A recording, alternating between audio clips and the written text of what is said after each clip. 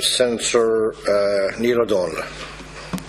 Carla, can I, on behalf of our Senate team, echo the words of sympathies, particularly to the Mullen clan on the loss of Gertrude Guyana Uri.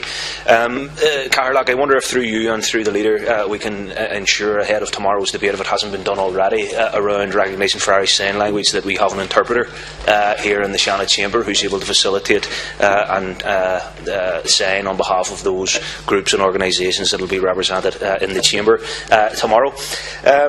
Leader, we heard from previous speakers the very imminent, live and tangible negative impacts that Brexit is having on the mushroom industry. That industry isn't alone in feeling the sharp end, as pivotal as it is. It isn't alone in feeling the sharp end of this decision by England to trail the rest of us out of the EU against our will. It's something that I have consistently raised, along with many other members from a broad range of political opinion on the floor of this chamber, and consistently, as outlined very eloquently and passionately by the previous speaker on this issue, it's something that we're continually being told. We're working through it. It's something down the line. We'll come back to it. We're investigating. We're working with ministerial colleagues in London.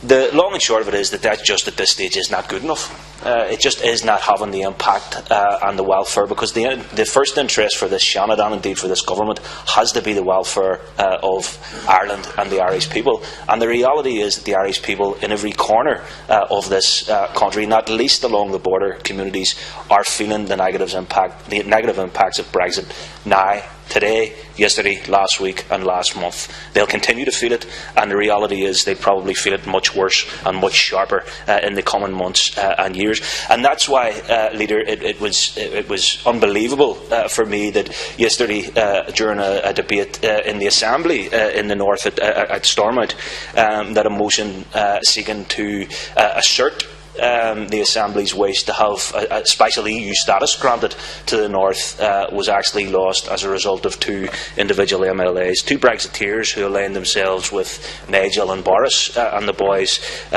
allegedly representing people before profit, but you would more think it's more Brexit before people in this case, allowed that motion to be lost.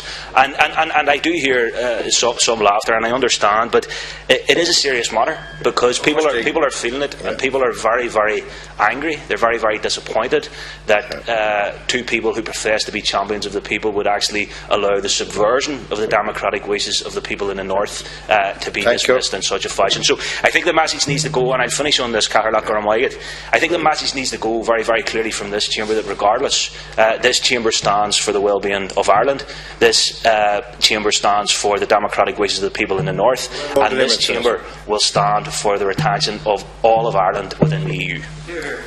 Senator